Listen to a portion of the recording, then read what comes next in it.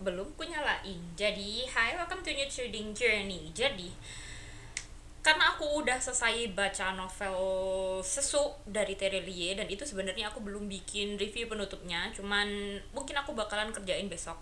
Nah, karena sebenarnya waktu aku pinjem novel Sesu itu, aku pinjem dua novel lainnya yang dari Andrea Hirata, yaitu novel Sirkus Pohon sama Ayah dan Sirkus Pohon. Itu sebenarnya rencananya adalah karena aku mau melanjutkan baca series, bukan series ya, tapi buku-bukunya, novel-novelnya dari Andrea Hirata. Dan untuk membaca itu semua, seperti video-videoku sebelumnya, aku bilang bahwa aku mau membaca novel Ayah dulu.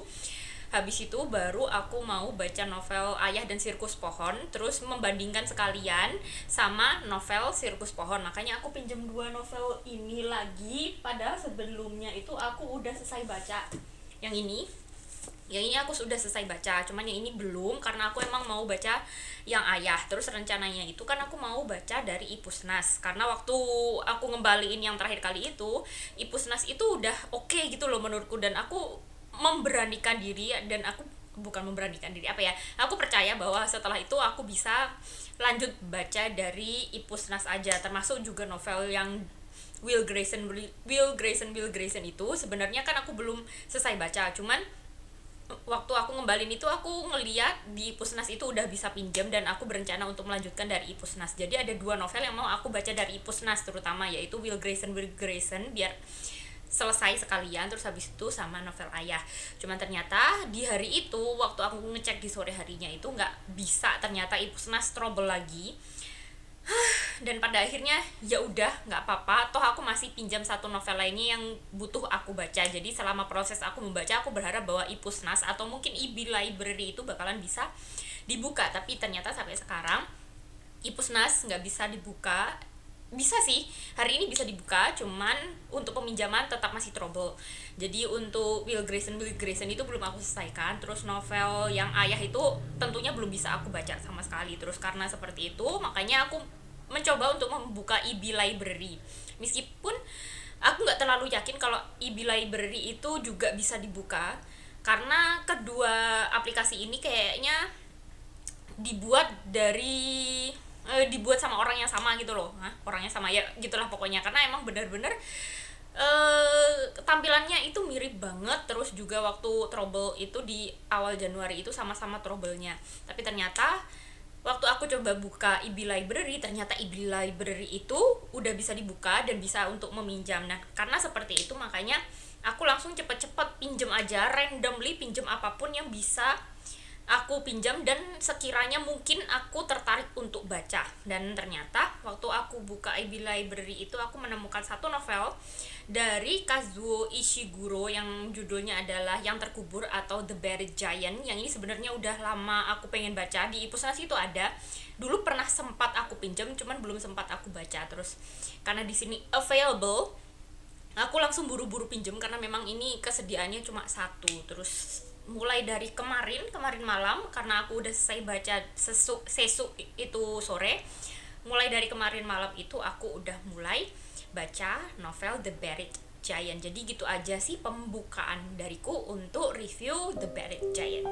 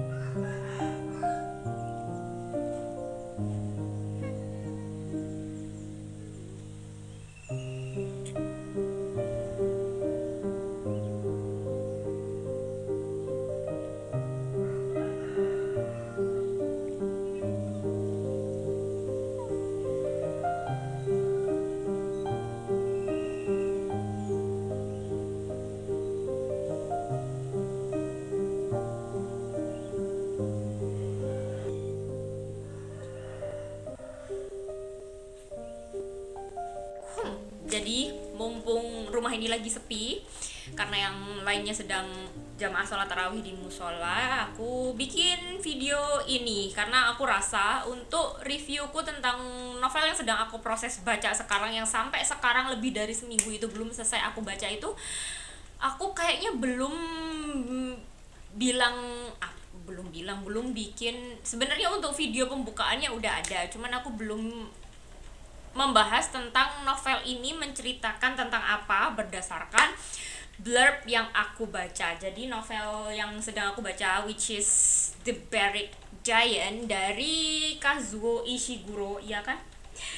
Itu menceritakan kisah tentang, ini sebenarnya genrenya itu kalau berdasarkan yang apa yang aku baca sejauh ini ya, ini kayak historical fiction campur sama fantasy, karena di novel ini settingnya itu bersetting di masa setelah Raja Arthur. Jadi Raja Arthur itu kalau kalian yang tahu sejarah atau mungkin suka sama cerita-cerita legenda luar negeri, kalian tahu bahwa Raja Arthur itu adalah seorang raja yang ceritanya adalah seorang raja yang sangat terkenal dari daerah Inggris Raya, di mana raja ini mempersatukan Inggris yang di masa itu masih terpecah belah. Dan itu sampai sekarang pun juga sejauh yang aku tahu, Raja Arthur sendiri itu belum pasti apakah dia itu nyata atau hanya cerita rakyat dari sana aja. Jadi untuk novel ini settingnya itu mengambil setting setelah Raja Arthur. Jadi di sini kayak Raja Arthur itu sudah memenangkan peperangan, terus juga sudah meninggal. Terus di masa ini aku juga nggak tahu raja pengganti setelah Raja Arthur itu siapa. Cuman di sini ceritakan bahwa ini settingnya setelah masa itu. Dan setelah masa Raja Arthur itu ternyata ada sebuah wabah, bukan wabah apa ya, kayak semacam, anggap aja wabah, yang wabahnya ini membuat orang-orang di beberapa daerah, entah aku juga nggak terlalu yakin ini daerahnya mana aja, pokoknya di daerah di mana si dua karakter utama yaitu yang namanya Axel dan Beatrice itu tinggal, mereka itu mengalami amnesia. Jadi amnesianya itu dialami oleh banyak orang, bukan cuma dua orang tokoh utama ini. Cuman pada suatu hari dua tokoh utama ini tuh, mereka kan adalah pasangan suami istri. Mereka itu mengingat bahwa mereka punya seorang anak laki-laki, yang anak laki-lakinya atau putra mereka itu tidak tinggal bersama dengan mereka. Dan pada suatu hari mereka itu memutuskan untuk melakukan perjalanan untuk bertemu dengan anak mereka atau putra mereka yang entah tinggal di mana. Dan itu kayak aneh gitu loh, ceritanya cukup aneh karena memang sebenarnya dua orang ini juga nggak ingat anaknya itu seperti apa wujudnya, tinggalnya di mana. Cuman mereka mengingat bahwa mereka punya seorang putra dan mereka ingin melakukan perjalanan yang entah tujuannya itu kemana. Mereka hanya bilang ke sebuah desa itu untuk bertemu dengan putra mereka yang sudah lama menanti mereka datang. Nah, selama perjalanan ini, ternyata di perjalanan itu mereka bertemu dengan beberapa orang lainnya, tokoh-tokoh lainnya, seperti seorang kesatria. Yang kesatria ini adalah seorang kesatria dari daerah Saxon. Jadi di sini sebenarnya ada dua daerah utama, yaitu Briton dan Saxon.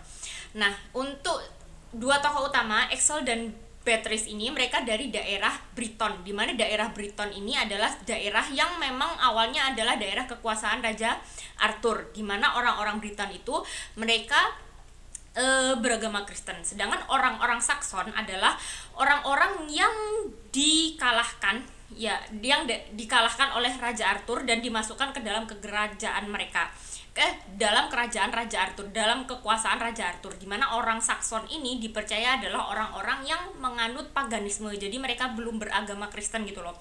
Nah, selama perjalanan Axel dan Beatrice ini bertemu dengan seorang kesatria dari daerah Saxon, di mana di masa itu sebenarnya dalam masa tenang, cuman masih ada semacam kecurigaan dari orang-orang Briton atau dari petinggi-petinggi Briton bahwa orang-orang Saxon akan menyerang kembali daerah kekuasaan Briton. Makanya selama perjalanan ini si kesatria yang bertemu dengan Beatrice ini, dia itu mengalami semacam kecurigaan dari banyak orang, hingga si kesatria Saxon yang namanya adalah, lupa, pokoknya si kesatria Saxon ini dia itu seringkali menyamar menjadi orang biasa aja karena takut diserang oleh orang-orang Briton atau oleh tentara Briton. Terus juga ada seorang anak laki-laki yang dia itu yatim piatu, yang dia itu juga dari Saxon, yang pada akhirnya si anak laki-laki ini dia itu yang namanya Edwin, dia itu pada akhirnya jadi semacam anak asuh dari si kesatria Saxon. Juga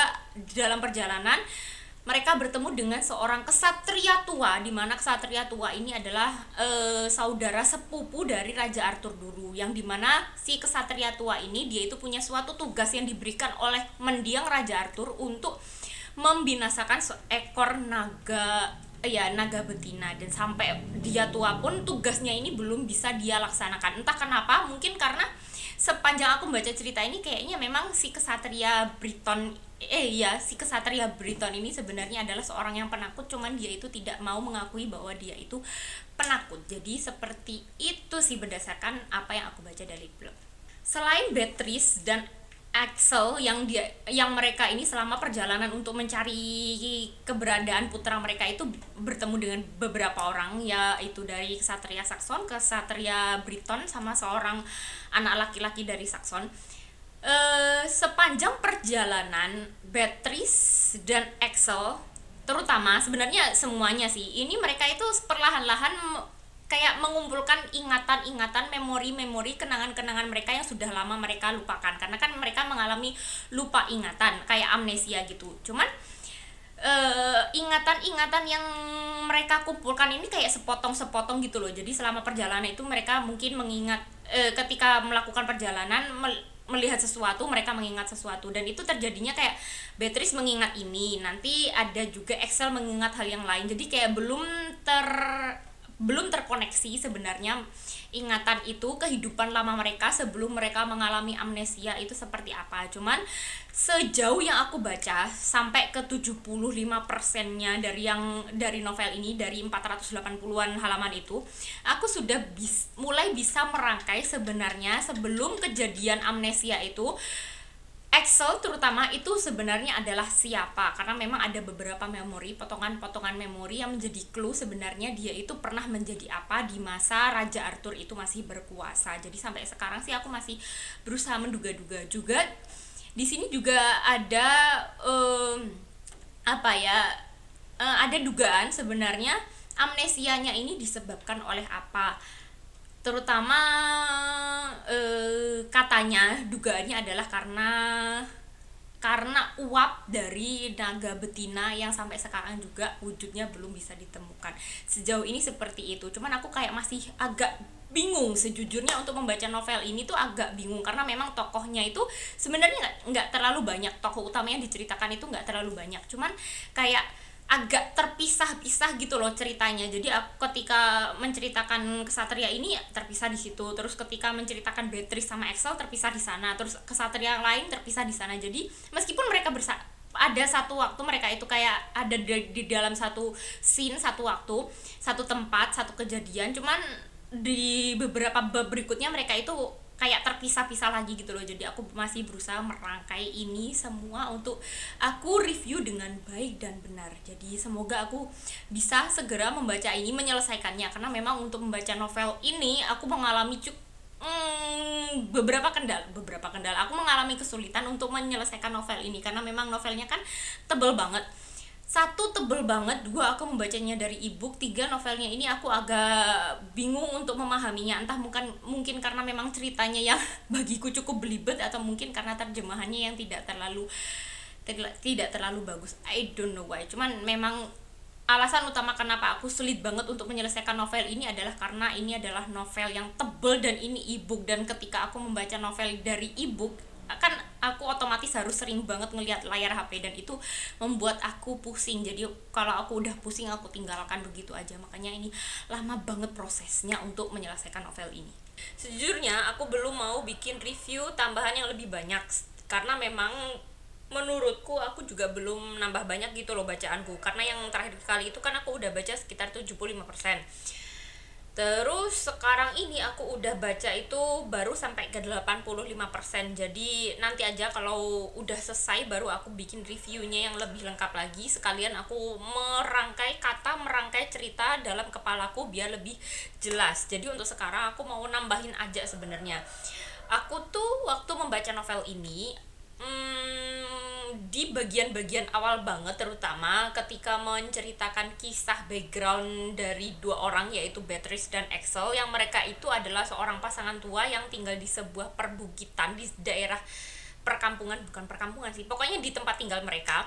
Settingnya itu dalam kepalaku itu mirip seperti setting dari The Hobbit yang ada di Lord of the Rings. Kenapa seperti itu? Karena memang diceritakan bahwa Axel dan Beatrice dan orang-orang di desa mereka, mereka itu tinggal di perbukitan. Kalau di Lord of the Rings kan Hobbit itu tinggal di perbukitan, dan memang awal ceritanya memang seperti itu, tinggal di perbukitan. Gambarannya benar-benar seperti itu di dalam kepalaku. Terus juga mereka itu tinggal tidak di rumah tapak atau tinggal di atas tanah, tapi mereka itu kayak menggali, komunitas terutama di desa mereka itu menggali perbukitan itu. Terus akhirnya di dalam perbukitan itu ada semacam lorong-lorong, terus ada beberapa tempat itu yang lebih luas. Nah, di tempat-tempat yang lebih luas, di ceruk-ceruk yang luas itulah orang-orang di desa Axel dan Beatrice itu tinggal. Makanya dalam kepalaku itu benar-benar seperti kehidupan dari Hobbit. Cuman memang kalau di cerita di Hobbit itu tempatnya itu lebih indah, dalam kebayanganku itu lebih indah, lebih tertata, lebih berwarna hijau, lebih bersih lah, anggap aja seperti itu. Cuman untuk yang di The Buried Giant itu aku bayanganku adalah tempatnya itu lebih kumuh, lebih gelap, karena memang di sini diceritakan bahwa Axel dan Beatrice ini mereka berdua ini tidak mendapatkan jatah lilin. Karena untuk penerangan di malam hari itu sebenarnya ada jatah lilin, yang jatah lilinnya itu diatur oleh semacam pastor atau pemuka agama di sana, pemuka agama Kristen di sana. Sedangkan untuk entah bagaimana Axel dan Beatrice ini mereka tidak boleh mendapatkan lilin, tidak bisa mendapatkan jatah lilin. Makanya tempat mereka tinggal, kamar mereka tinggal itu gelap. Jadi dalam bayanganku mirip seperti Lord of the Rings, seperti tempat tinggal Hobbit, cuman di sini itu lebih gelap dan lebih kumuh. Terus sepanjang cerita ini pun aku membayangkannya dunianya itu juga seperti dunia yang ada di Lord of the Rings, karena memang dari awal udah terbayangkan bahwa rumahnya itu seperti Hobbit. Terus juga di sini kan ada tempat-tempat seperti hutan-hutan angker, hutan-hutan yang ada di hutan-hutan yang sebenarnya ada di daerah pegunungan yang seharusnya tidak ada hutan di sana. Terus juga ada kisah-kisah seperti naga, terus juga ada makhluk-makhluk yang jahat seperti ogre. Di sini ada makhluk itu yang seperti monster yang disebut sebagai ogre. Jadi makanya aku membayangkannya ini benar-benar kisahnya, settingnya, dunianya itu seperti Lord of the Rings. Jadi kalau kalian mau membaca novel ini, andai kalian membaca, tolong coba bayangkan apakah dunia yang aku bayangkan ini sesuai dengan apa yang kalian bayangkan. Kalau kalian pernah membaca ini atau kalian ingin membaca novel The Buried Giant, gitu aja tambahannya.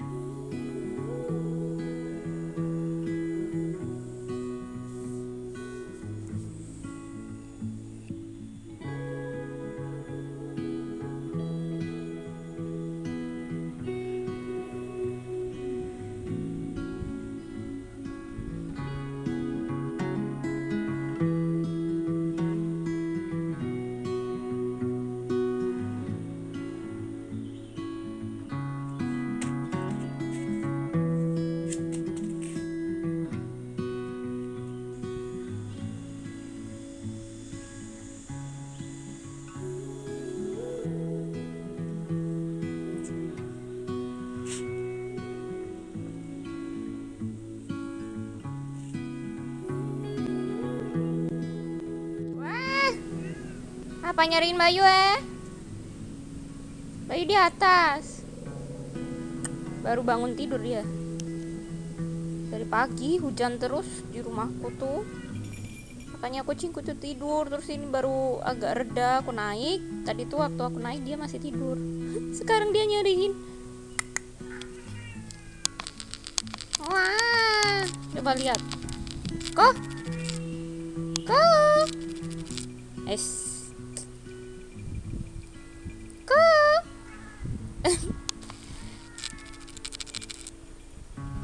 Ih, gendutnya. Tes posisi. Sejujurnya aku nggak tahu aku mau ngomongin apa. Karena kalau aku mau membahas novel-novel yang udah selesai aku baca, yang belum aku bikin review akhirnya, bahkan kayaknya aku baru bikin pembukaannya, itu aku masih terlalu malas untuk berpikir. Padahal sebenarnya harusnya aku udah bikin review at least minimal itu 2 novel yang udah selesai aku baca, yaitu yang pertama adalah Oliver Twist, yang aku mulai bacanya itu bener-bener sehari sebelum puasa, dan aku membacanya itu sampai pertengahan akhir puasa kalau nggak salah. Iya, soalnya aku kayaknya dari mulai pertengahan puasa itu udah nggak bikin konten, makanya sampai sekarang aku belum bikin reviewnya. Terus kemudian setelah baca Oliver Twist sampai selesai itu, aku menyelesaikan untuk membaca novel yang aku pinjam dari EB Library yang judulnya adalah The Buried Giant. Yang itu agak sulit untuk aku bahas karena memang sebenarnya aku bingung bagaimana caranya menjelaskan cerita ini, karena di dalam kepalaku itu masih kayak ribet banget. Jadi mungkin kalau untuk sekarang aku bakalan membahas apa ya, pengennya aku santai-santai dulu. Cuman kalau aku terlalu santai, aku nggak tahu aku bakalan upload ini kapan, karena kalau bener-bener santai pada akhirnya aku bakalan males dan akhirnya untuk upload videonya bakalan ketunda-tunda lagi. Jadi sekian untuk ini, untuk ngetes aja apakah ini udah bener atau enggak posisinya, dan apakah penampilanku cukup oke di kamera. Terus selanjutnya aku bakalan berhenti sebentar, terus kemudian berpikir aku mau membahas apa. Kayaknya udah cukup oke, tapi mungkin ini bakalan angle-nya agak sedikit berubah karena tadi aku sempat ambil dulu kameranya terus ngecek hasil video yang barusan itu. Jadi sekarang setelah aku pikir-pikir lagi, kayaknya mending aku membahas The Buried Giant aja daripada aku membahas Oliver Twist, karena memang yang Oliver Twist itu aku baru membahas bagian awalnya banget. Terus juga ingatanku di masa lalu, di masa aku kecil ketika aku membaca itu, yang sebenarnya aku nggak terlalu ingat, cuman aku tahu masa kapan aku membacanya. Itu kayaknya butuh membahasnya lebih banyak lagi. Jadi untuk The Buried Giant ini kalau nggak salah aku udah pernah bahas beberapa hal, karena waktu itu kayaknya tinggal dikit lagi untuk selesai. Terus kemudian ternyata EB Library itu nggak bisa dibuka, terus pada akhirnya aku harus berhenti karena memang terpaksa, karena EB Library sedang error seperti Ipusnas di awal tahun ini. Memang EB Library sama Ipusnas itu sama-sama error karena memang dari developer yang sama.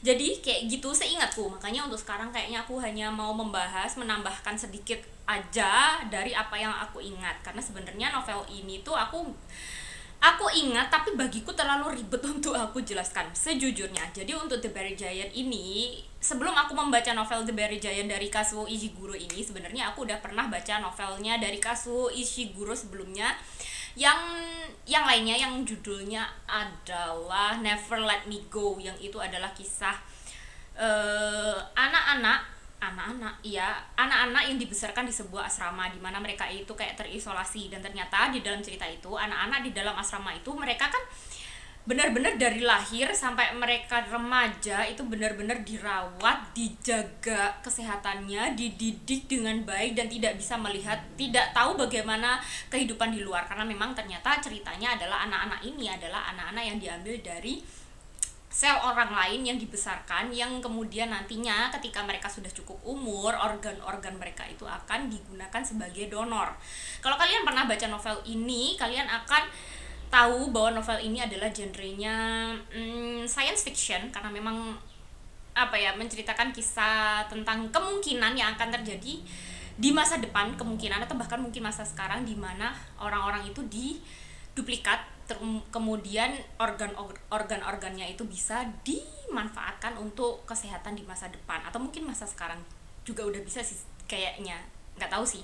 Cuman di novel itu seperti itu, dan itu ceritanya sedih banget karena POV-nya diambil dari anak yang salah satu anak yang ada di asrama tersebut, yang dia itu harus melihat kenyataan bahwa teman-temannya itu harus menghilang satu persatu. Bukan menghilang sih sebenarnya, tapi kayak diambil ketika teman-temannya itu udah siap untuk dipanen, dan dia juga harus menghadapi masa dimana dia harus dipanen, dan dia harus tahu juga, kemudian dia tahu juga, dia sadar bahwa dia bukan anak yang terlahir secara normal seperti orang pada umumnya, tapi ternyata dia itu kayak diambil dari DNA orang lain untuk diduplikat kayak gitu. Untuk novel yang Never Let Me Go, dan itu sedih, dan itu kayak mungkin banget terjadi kalau memang manusia itu udah kehilangan hati nuraninya dan membuat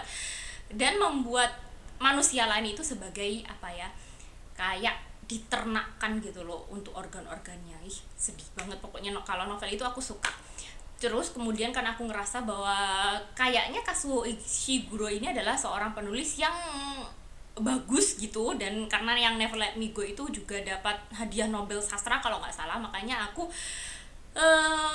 meyakinkan, makanya aku berpikiran bahwa aku perlu untuk membaca novel-novel Kazuo Ishiguro lainnya yang aku rasa kayaknya bakalan sama bagusnya seperti novel dari Kazuo Ishiguro yang judulnya adalah Never Let Me Go. Kemudian waktu aku ngelihat di IB Library sama di Ipusnas itu ada beberapa novel-novel lainnya dari karya Kazuo Ishiguro. Terus waktu aku buka IB Library ada novel yang judulnya adalah The Buried Giant. Yang ini kayaknya novel yang cukup berbeda daripada novelnya Kazuo Ishiguro yang sebelumnya, yang genrenya adalah science fiction dan distopia. Kalau yang The Buried Giant ini, setelah aku melihat covernya, terus melihat blurbnya yang sedikit yang ada di aplikasi tersebut, di IB Library itu, aku beranggapan bahwa ini adalah novel yang cukup berbeda, dan mungkin Kazuo Ishiguro ini adalah orang yang memang tidak hanya pandai untuk menuliskan novel di satu genre aja. Makanya aku memutuskan untuk pinjem ini karena aku pengen tahu gitu loh, tulisan dari Kazuo Ishiguro yang genrenya berbeda ini seperti apa. Sedangkan untuk The Buried Giant sendiri, kalau yang satunya kan science fiction, untuk The Buried Giant itu lebih seperti historical fiction, bukan historical fiction banget sih, tapi lebih seperti novel fantasi history yang mengambil setting di sekitar tahun berapa ya, aku juga nggak terlalu yakin, aku juga nggak terlalu ingat. Pokoknya ini settingnya diambil setelah Raja Arthur yang terkenal di Inggris Raya itu sudah meninggal dunia. Dan sebenarnya untuk Raja Arthur sendiri juga sampai sekarang belum bisa dipastikan apakah Raja Arthur yang terkenal yang diceritakan di banyak kisah-kisah di Inggris Raya itu apakah benar-benar nyata atau enggak. Cuman kalau di novel ini, karena ini adalah fantasi juga, di sini dituliskan bahwa settingnya di sini diambil setelah Raja Arthur yang sudah memenangkan dan menyatukan Inggris Raya itu meninggal dunia. Terus kemudian tokohnya diambil dari dua orang lansia sepuh yang bernama Beatrice sama Axel kalau nggak salah, dimana mereka itu ingin mencari keberadaan anak mereka atau putra mereka yang sudah lama tidak bertemu dengan mereka. Cuman sayangnya memang setelah terjadinya peperangan, setelah Raja Arthur itu menyatukan antara Saxon dan Britain, ternyata ada wabah atau kabut, di mana kabut itu membuat orang-orang itu lupa, kayak amnesia, tapi bukan amnesia yang benar-benar total. Mereka itu bisa mengenali satu sama lain, tapi mereka itu kayak ingatan mereka akan masa lalu itu jadi kayak berkabut gitu loh. Mereka kadang ingat, tapi kadang ingatannya itu mereka juga nggak yakin apakah ingatan itu benar-benar nyata atau enggak. Makanya si tokoh utamanya yang namanya Beatrice sama Axel ini, mereka itu mengingat bahwa mereka punya putra, tapi mereka tidak ingat putra mereka itu kenapa putranya pergi jauh dari mereka dan kemana putra mereka itu pergi. Bahkan mereka juga tidak bisa mengingat seperti apa wujud dari putra mereka. Cuman mereka yakin bahwa putra mereka itu tinggal di sebuah daerah yang daerahnya ini cukup jauh dari mereka. Terus makanya mereka mulai melakukan perjalanan untuk mencari di mana keberadaan putra mereka itu. Cuman selama perjalanan untuk mencari putra mereka, sebenarnya mereka ini bertemu dengan banyak orang yang dimana beberapa orang ini cukup bisa mengingat akan masa lalu mereka. Ya, terus ketika mereka melakukan perjalanan bersama setelah Axel dan Beatrice ini bertemu dengan beberapa orang yang penting seperti seorang kesatria, seorang seorang anak kecil itu mereka kemudian perlahan-lahan mulai merangkai ingatan mereka satu sama lain. Jadi kayaknya orang yang ini mengingat ini, terus orang ini mengingat ini, terus akhirnya kayaknya mereka berusaha merangkai ingatan itu menjadi sebuah ingatan yang utuh. Cuman memang sulit karena sebenarnya semua orang di daerah tersebut mengalami amnesia seperti Beatrice dan Axel. Perjalanan yang awalnya dilakukan oleh Beatrice sama Axel yang tujuannya adalah untuk mencari putra mereka yang entah tinggal di mana ini, ternyata malah jadi perjalanan yang cukup panjang karena mereka ternyata di dalam perjalanan bertemu dengan orang-orang yang membuat mereka itu kayak harus melakukan tugas-tugas tertentu gitu loh, kayak harus ke desa ini untuk menyelamatkan anak ini, atau untuk harus ke daerah pegunungan untuk menghabisi sang naga kayak gitu. Jadi memang di novel ini panjang karena memang waktu mereka melakukan perjalanan untuk mencari anak mereka itu harus belok-belok terlebih dahulu. Cuman memang selama perjalanan ini pada akhirnya mereka kan bertemu dengan orang-orang. Selain bertemu dengan orang-orang yang ternyata pernah ada di dalam kehidupan mereka di masa lalu, yang membuat mereka itu kayak berusaha menjalin memori kembali tentang kehidupan mereka di masa lalu yang sempat mereka lupakan. Mereka itu juga mulai berpikiran apakah memori yang terlupakan ini, apakah amnesia ini memang dibutuhkan atau enggak, apakah memori itu memang penting untuk kehidupan mereka, karena memang selama ini toh mereka tanpa perlu mengingat apapun mereka juga tahu mereka juga bisa merasakan cinta antar satu sama lain seperti Beatrice dan Axel yang mereka meskipun tidak pernah mengingat masa muda mereka seperti apa dan bagaimana awal mula mereka bertemu, mereka tetap bisa bersama sampai sekarang.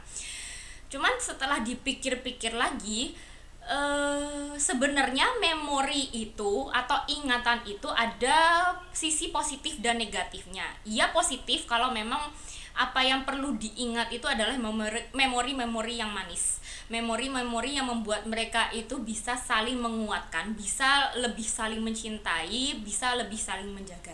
Cuman setelah dipikir lagi, kan tidak semua memori di masa lalu itu adalah memori yang baik.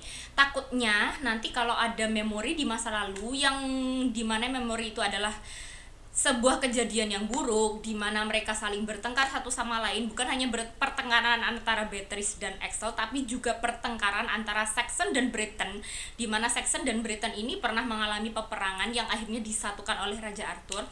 Kalau sampai semua orang mengingat kejadian buruk di masa lalu, takutnya nantinya kehidupan yang sudah damai, tentram, tenang karena semua orang itu tidak pernah mengingat kisah-kisah sedih di masa lalu mereka, akhirnya akan jadi peperangan lagi ketika semua orang itu mengingat masa kelam itu. Jadi seperti itu sih sebenarnya novel ini menceritakan apa ya, mengajak kita berpikir apakah memori di masa lalu itu penting, apakah kalau kita mengingat masa lalu yang sedih itu kita bisa memaafkan atau enggak, apakah kehidupan di masa sekarang, di masa di novel ini yang sudah tenang, kalau karena orang-orang tidak mengingat, kalau andaikan si sumber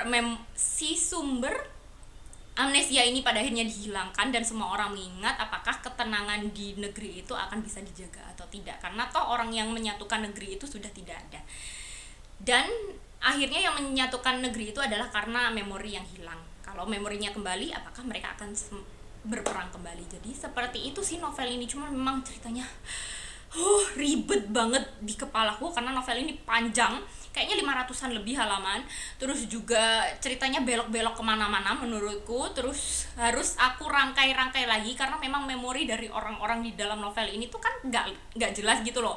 Jadi aku harus mengikuti pikiran mereka yang berkabut, yang membuat aku juga agak bingung ketika mengikuti kisah ini, dan harus ikutan merangkai kisah ini menjadi sebuah ikatan yang utuh. Jadi seperti itu. Terus juga selain karena memang ceritanya panjang dan juga harus mengikuti memori orang-orang yang terputus-putus, juga karena tulisannya itu bagiku apa ya, yang membuat aku capek adalah karena di novel ini setiap ceritanya, setiap paragrafnya itu panjang banget. Biasanya kalau di satu novel kan di satu halaman itu ada beberapa paragraf, mungkin ada 3 atau 4 paragraf itu loh kalau pendek-pendek. Cuman kalau di sini bisa satu paragraf itu, satu cerita atau satu pemikiran dari orang itu bisa lebih dari satu halaman. Satu halaman itu masih kurang untuk menceritakan satu paragraf, untuk menuliskan satu paragraf, dan itu kayak capek banget aku membaca novel ini, serius aku capek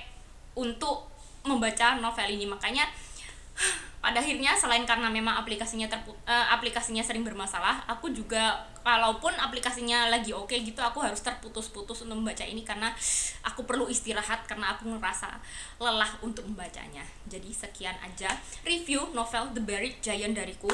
Kalau kalian mau membaca novel ini silahkan, kalian bisa pinjem di e-book library. Tapi kalau untuk di Pusnas aku nggak ingat apakah ada atau enggak. Cuman kalau di e-book library kayaknya novelnya cuma available 1 atau 2 deh. Cuman memang kalau bagiku sendiri ini adalah novel yang melelahkan untuk ku baca, meskipun sebenarnya di akhir aku bisa menangkap isi ceritanya seperti apa. Jadi gitu aja, aku tutup, sekian, see you next time, goodbye.